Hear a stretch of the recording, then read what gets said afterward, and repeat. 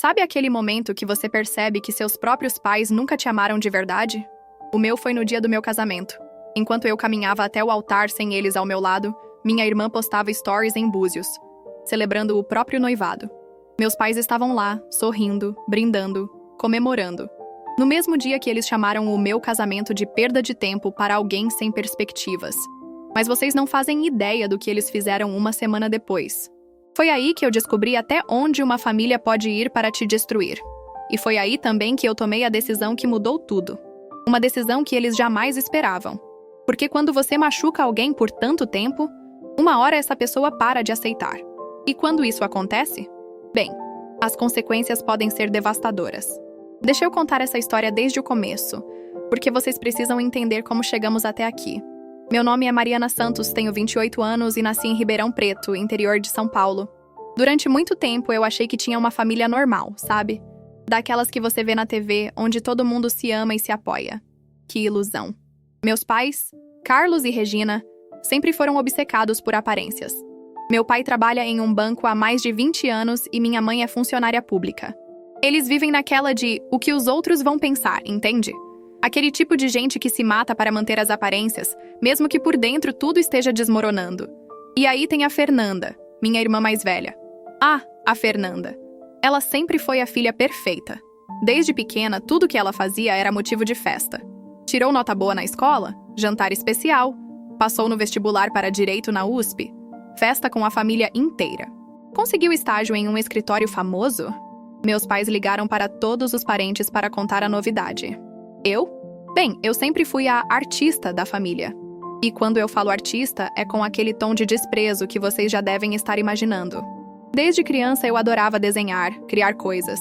Tinha uma imaginação que não cabia em mim. Mas para os meus pais isso era só uma fase.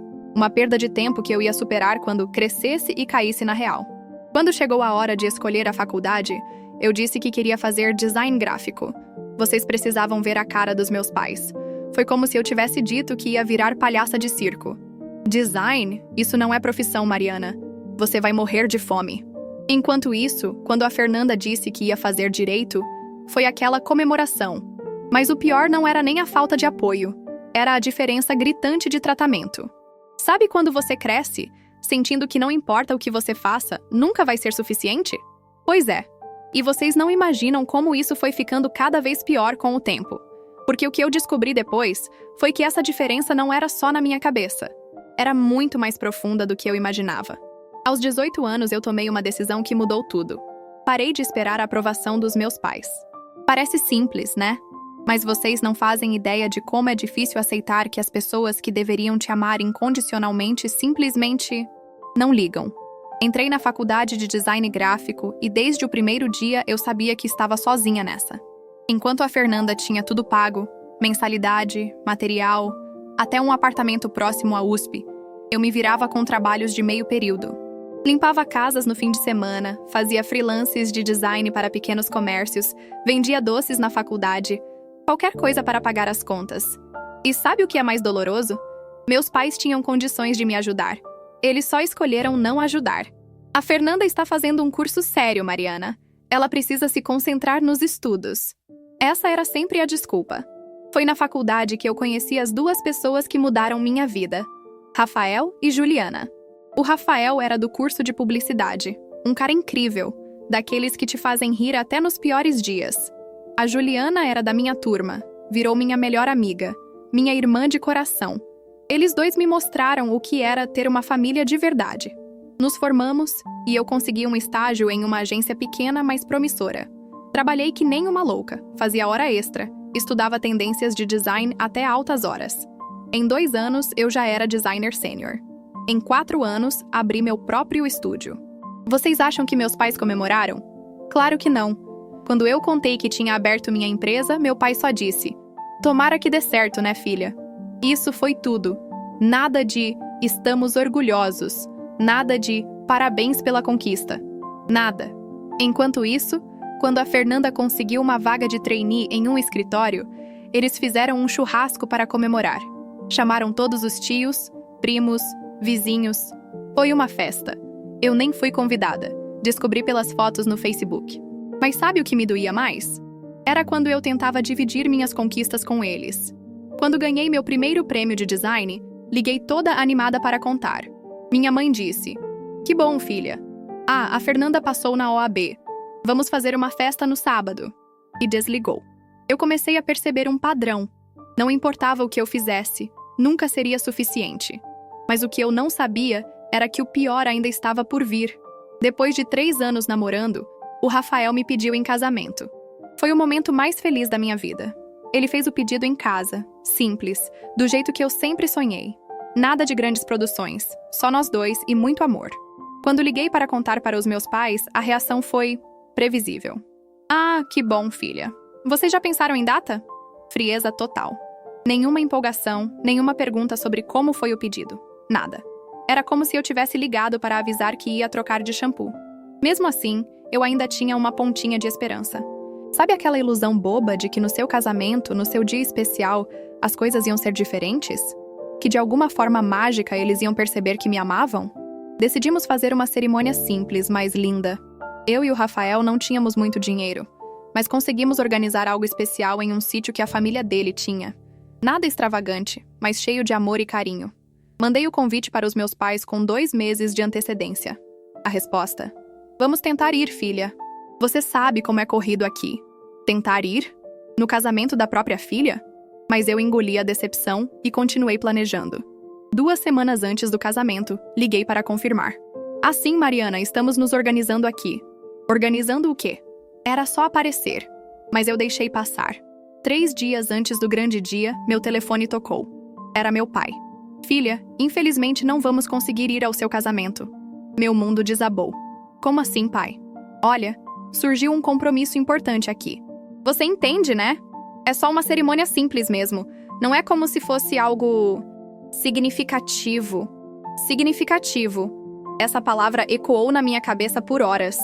Meu casamento não era significativo para eles. Mas o pior ainda estava por vir. No dia seguinte, a Juliana me mostrou o Instagram da Fernanda. Eles estavam em Búzios. Búzios. Meus pais, minha irmã e o noivo dela, o Gustavo, comemorando o noivado surpresa que ele tinha feito. Vocês conseguem imaginar a dor? Enquanto eu estava tendo o dia mais importante da minha vida, eles estavam na praia, brindando, sorrindo, postando stories felizes. No exato momento que eu caminhava até o altar sem eles. Mas o que eles fizeram 1 semana depois? Isso sim, foi a gota d'água que mudou tudo para sempre. 1 semana depois do meu casamento, eu ainda estava tentando processar a dor da ausência dos meus pais. O Rafael estava sendo um anjo, me consolando, dizendo que a família dele agora era minha família também. Eu estava começando a aceitar que talvez fosse melhor assim mesmo. Aí meu telefone tocou. Era meu pai. "Oi, filha, tudo bem? Olha, preciso conversar com você sobre uma coisa importante." A voz dele estava estranha, meio nervosa. "Lembra daquele dinheiro que emprestamos para você na faculdade?" Eu gelei. "Que dinheiro, pai?" "Ora, Mariana, não se faça de esquecida. Foram 35 nines 000 que ajudamos você com a faculdade e outras coisas. Agora a gente precisa que você devolva." Gente, eu juro que achei que estava tendo um pesadelo. "Pai, que história é essa? Vocês nunca me emprestaram dinheiro nenhum. Eu paguei tudo sozinha, trabalhando." "Mariana, não seja ingrata. Você acha que conseguiu se formar do nada? Claro que ajudamos. E agora precisamos desse dinheiro de volta." Meu coração estava disparado. "Para que vocês precisam desse dinheiro?" "Bom, é que a Fernanda vai casar também, né? E o casamento dela vai ser uma coisa grande, importante.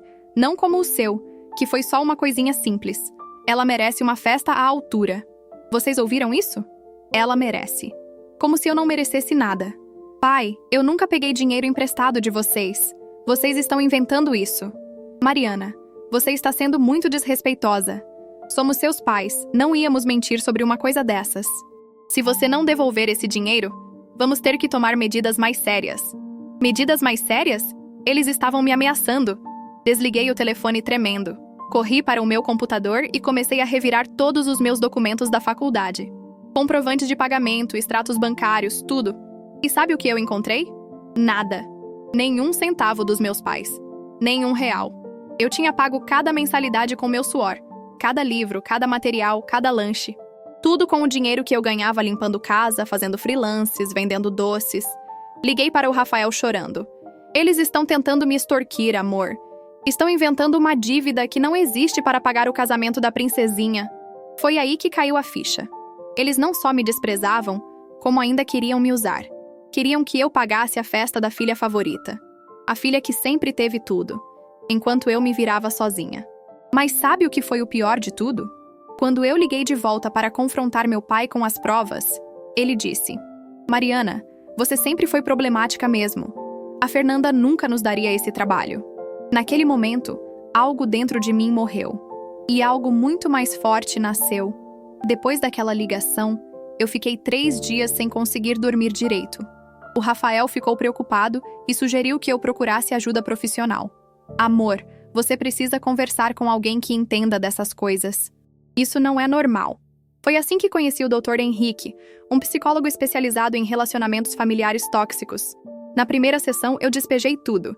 Anos de favoritismo, a ausência no casamento, a tentativa de extorsão, tudo. Mariana, ele disse com uma calma que me tranquilizou. Você está lidando com um padrão de abuso emocional muito claro. Seus pais usam manipulação e chantagem para te controlar. E agora estão tentando te usar financeiramente. Abuso emocional. Eu nunca tinha pensado nesses termos, mas fazia todo sentido. O que eu faço, doutor? Eles são meus pais. Ser pai ou mãe não dá o direito de maltratar um filho. Você tem o direito de se proteger, mesmo que seja da própria família. Foram 3 semanas de terapia intensiva. O Dr. Henrique me ajudou a entender que eu não era obrigada a aceitar esse tratamento. Que eu podia escolher quem fazia parte da minha vida. Que família verdadeira não é só sangue. A decisão mais difícil da minha vida foi tomada numa terça-feira chuvosa. Sentei no meu computador e escrevi um e-mail. Não foi fácil, cada palavra doía, mas eu precisava fazer isso por mim. Carlos, Regina e Fernanda, depois de muito refletir, decidi que não vou mais manter contato com vocês. Durante anos tentei conquistar um amor que vocês claramente não sentem por mim. A tentativa de me extorquir 35 mil com uma dívida inventada foi a gota d'água. Não vou mais aceitar ser tratada como cidadã de segunda classe na minha própria família. Não vou mais fingir que está tudo bem quando vocês me humilham e me desrespeitam. Esta é minha despedida. Não tentem me contatar. Mudei meu número e vou bloquear vocês em todas as redes sociais. Mariana. Enviei o e-mail e imediatamente mudei meu número de telefone. Bloqueei eles no WhatsApp, Instagram, Facebook. Tudo. Era como se eu estivesse me libertando de uma prisão que eu nem sabia que estava. O Rafael me abraçou quando contei o que tinha feito. Estou orgulhoso de você, amor. Sei que não foi fácil. Não foi mesmo. Mas pela primeira vez em anos, eu senti uma paz estranha. Como se um peso gigantesco tivesse saído das minhas costas. Mas eu não fazia ideia das consequências que essa decisão ia trazer. Porque quando você corta uma família tóxica, às vezes o efeito dominó é muito maior do que você imagina. Eu achei que depois de cortar contato, a vida ia seguir em paz. Que eles iam simplesmente me esquecer e tocar a vida deles. Como eu estava enganada. 2 semanas depois do meu e-mail, a prima Beatriz me ligou. A Bia sempre foi legal comigo, mas a gente não tinha muito contato porque ela morava em São Paulo. A voz dela estava estranha. Mari, preciso te contar uma coisa. A família inteira está comentando sobre o que aconteceu. Meu coração disparou. O que você quer dizer, Bia? Seus pais estão espalhando que você surtou, que está sendo influenciada pelo Rafael, que você os está chantageando. Mas, Mari, tem uma coisa que você precisa saber. Eu e outros primos sempre soubemos como eles te tratavam. A gente via, mas nunca soube como falar. Isso me pegou de surpresa. Vocês sabiam? Claro que sabíamos. Nas reuniões de família, era gritante a diferença. Lembra do Natal de 2019?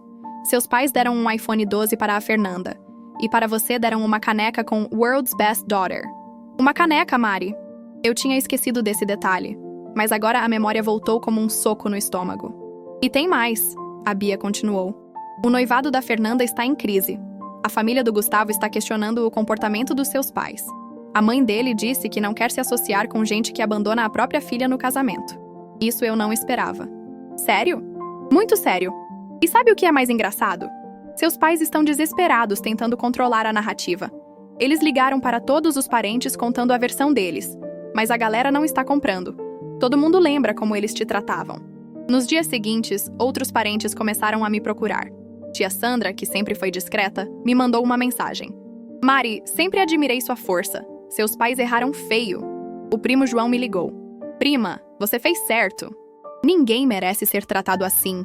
Mas a bomba mesmo explodiu quando a Beatriz me contou o que estava acontecendo no trabalho do meu pai. Mari, a história chegou no banco. Os colegas dele estão comentando. Imagina a vergonha. O cara que sempre se gabava das filhas, agora todo mundo sabe que uma das filhas cortou relação com ele. A reputação social que eles tanto prezavam estava desmoronando. E o mais irônico? Eles mesmos causaram isso. A Bia se tornou minha aliada. Ela começou a vir me visitar, conheceu o Rafael, se apaixonou pela nossa casa. Mari, você construiu uma família linda. E olha só seu estúdio. Você é uma vencedora. Foi ela quem me contou que a Fernanda estava tendo crises de ansiedade. Acho que ela está percebendo que pode ser a próxima se não se comportar direitinho. Mas o que mais me marcou foi quando a Bia disse: Mari, você nos deu coragem. Agora a gente não fica mais calado quando vê injustiça na família. Eu estava descobrindo que minha decisão não tinha afetado só a mim. Tinha criado uma onda que estava mudando toda a dinâmica familiar. E o melhor ainda estava por vir. 6 meses depois de cortar contato, descobri que estava grávida. Quando vi aquelas 2 listinhas no teste, chorei como nunca tinha chorado na vida. Mas não era tristeza. Era uma alegria misturada com uma certeza absoluta. Minha filha nunca ia passar pelo que eu passei. O Rafael estava radiante. Os sogros, Dona Márcia e seu João, choraram de emoção. A Juliana já estava planejando ser a madrinha. A Beatriz veio correndo de São Paulo para comemorar. Eu estava cercada de amor verdadeiro. Enquanto isso, minha carreira explodiu de uma forma que eu jamais imaginei. Talvez fosse a liberdade emocional, mas minha criatividade estava nas alturas. Consegui contratos com grandes empresas. Meu estúdio cresceu. Contratei 2 funcionários. Eu estava voando profissionalmente. Quando a Alice nasceu, eu segurei aquele bebezinho nos braços e fiz uma promessa. Filha, você vai crescer sabendo que é amada exatamente como é. Você nunca vai precisar competir por amor. Foi nesse momento que a ficha caiu completamente. Sabe o que eu percebi? A rejeição dos meus pais não foi uma punição. Foi uma libertação. Eles me fizeram um favor sem saber. Durante anos eu desperdicei energia tentando conquistar um amor que nunca existiu. Energia que eu poderia ter usado para construir minha vida, meus sonhos, meus relacionamentos verdadeiros. Quando eles me rejeitaram definitivamente, eu finalmente parei de olhar para trás e comecei a construir para frente. A Beatriz me contou que meus pais tentaram se aproximar quando souberam da gravidez. Mandaram mensagens através dela querendo fazer as pazes. Mas sabe o que é engraçado? Eu não senti nem raiva nem vontade de vingança. Senti nada. Uma paz absoluta. Bia diz para eles que eu desejo felicidades, mas minha família já está completa. E estava mesmo. Olho para a minha vida hoje e vejo o Rafael brincando com a Alice, a Juliana sendo a tia mais babona do mundo, os sogros sendo os avós que eu sempre sonhei ter, a Beatriz sendo a irmã que o sangue não me deu. Família verdadeira não é quem divide o mesmo DNA com você. É quem escolhe te amar todos os dias, quem comemora suas vitórias, quem te apoia nos momentos difíceis, quem te aceita exatamente como você é. Hoje eu entendo que não é obrigatório manter pessoas tóxicas na sua vida só porque são família.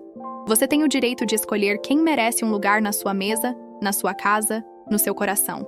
Se você está passando por algo parecido, saiba que você não está sozinho. E que, às vezes, a maior demonstração de amor próprio é saber quando dizer chega. Porque quando você para de mendigar amor, você abre espaço para receber o amor verdadeiro. E esse amor, ele vale cada lágrima, cada noite em claro, cada momento de dor. Vale porque ele é real.